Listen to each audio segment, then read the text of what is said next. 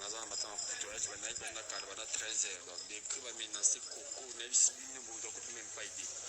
fana kulu ba beti Coco ya robeta la secret awe bimi secret bimi ya makasi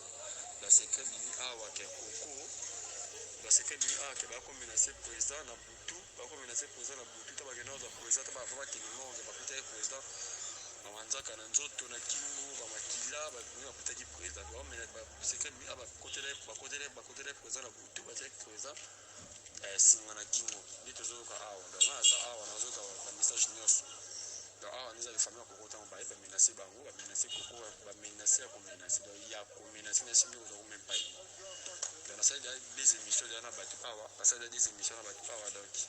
ya mabengo bana kenda kina ngame ba binga ngal susu azonga kita événement ile kika ba binga azonga rapi mais na moni menace wana ya dika donc menacer Coco message a bimi donc ça veut bimi ya mabe ça veut ya mabe donc il voit Coco il voit pour déjà pas Coco donc ça je n'appelle ça na Coco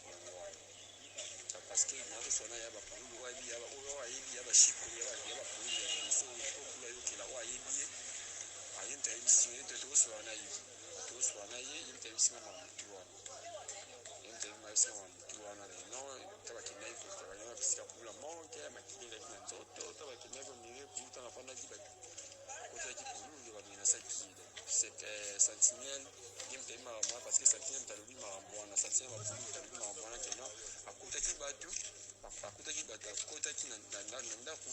bayaki komenase pour la sentinelle ne ba blogi ba kende pa ke ba kende kufunda dabaki kufunda ndio sasa kwa sasa ana ba rabina ba yaba na zaka awa